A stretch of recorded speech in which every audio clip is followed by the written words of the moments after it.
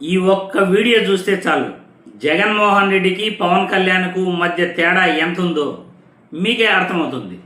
Social మీడియాలో viral అవుతున్న ఈ వీడియో చూసిన తర్వాత మళ్ళీ దీనిపై మనం చర్చించుకుందాం. There is a lot of difference between the behavior of Jaganmohan Reddy గారు అండ్ పవన్ కళ్యాణ్ గారు. ఇలా ఎందుకు చెప్తున్నానంటే 2019 నుంచి 24 వరకు ఏ విధంగా పవన్ కళ్యాణ్ గారు జగన్మోహన్ రెడ్డి గారిని ప్రశ్నించినారో పలు అంశాలలో ప్రీతి కేసులో నేను కూడా ప్రీతి కేసు కోసం ఆయన ఎదిరించినాను. ఇప్పుడు బాధ కలిగింది నాకు, నా కేసుకి న్యాయం జరగలేదని జగన్మోహన్ రెడ్డి గారిని ఎన్నోసార్లు నేను విమర్శించినాను. సార్ ఎందుకు చేయరు, నాకు నా కూతురికి న్యాయం ఎందుకు చేయరు? కానీ ప్రశ్నించిన ప్రతిసారి కూడా ఈయనలాగా అంటే పవన్ కళ్యాణ్ గారు లాగా నన్ను అవమానించలేదు ఎవరితో గాని. మీరు ఇంకా ఆమెను అంత చూడండి, ఆమెతో ఇట్లా మాట్లాడండి, లేకపోతే ఆమెను మానసికంగా చంపేయండి అని ఎప్పుడు చెప్పలేదు. తర్వాత మేము నటించలేదు. నేను వెళ్ళి కలిసినప్పుడు కూడా ఆయన మనసులో పెట్టుకొని నన్ను ఈ అమ్మాయి నన్ను ఎదిరించింది కదా అని ఒక మాటతో కూడా కాకుండా ఎలా వెళ్దాం, ఏం చేద్దాం కేసులో అన్నారే తప్ప నువ్వు కూడా చాలా చెప్పినావులేమ్మా నా గురించి అని ఆయన నోట్లోంచి ఒక మాట రాలేదు సార్. అదే పవన్ కళ్యాణ్ గారు ఇప్పటికి కూడా మాకు ఇంతవరకు కూడా వాళ్ళతోనే ఇప్పటికి కూడా చూడండి, నేను ఆయన ప్రశ్నించిన ప్రతిసారి ఇంకా మీరు చూసుకోండి అని చెప్పేసి వాళ్ళందరికీ చెప్తున్నారు. చూశారుగా పవన్ కళ్యాణ్కి జగన్మోహన్ రెడ్డికి తేడా ఎంత ఉందో. పవన్ కళ్యాణ్ వ్యక్తిత్వం క్లియర్గా అర్థమవుతా ఉంది అధికారంలోకి వచ్చిన తర్వాత.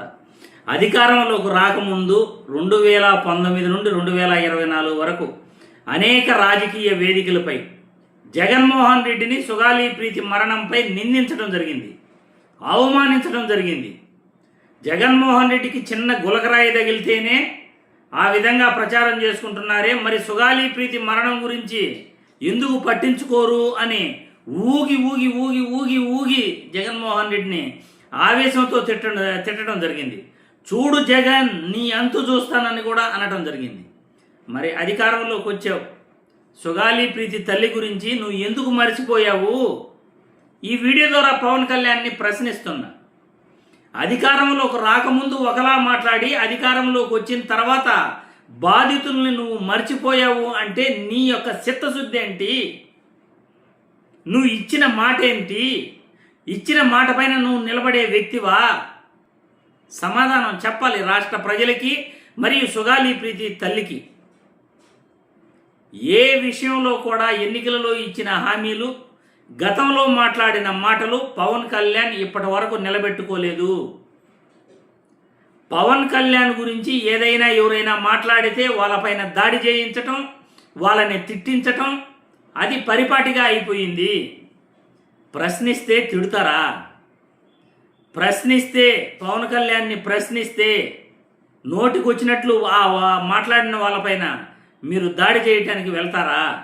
అంటే ప్రశ్నించకూడదా? ఇచ్చిన మాట నిలబెట్టమని బాధితులు అడిగితే వాళ్ళని దాడి చేస్తూ వాళ్ళని నోటికి వచ్చినట్లు మాట్లాడుతారా?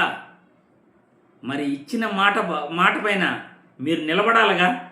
ఎందుకు నిలబడట్లేదు? అలా నిలబడట్లేదు అంటే మీరు ఇచ్చిన మాట తప్పుతున్నారు, మీరు నీతివంతులు కాదు, నిజాయితీ పరులు కాదు అనే కదా అర్థం. మీరిచ్చిన మాటలనే మీరు తప్పుతారు, ప్రశ్నిస్తే దాడులు చేస్తారు. ఇచ్చిన మాట నిలబెట్టండి, మాకు న్యాయం చేయండి అని అడిగితే వాళ్ళని మీ అభిమానులతో తిట్టిస్తారు.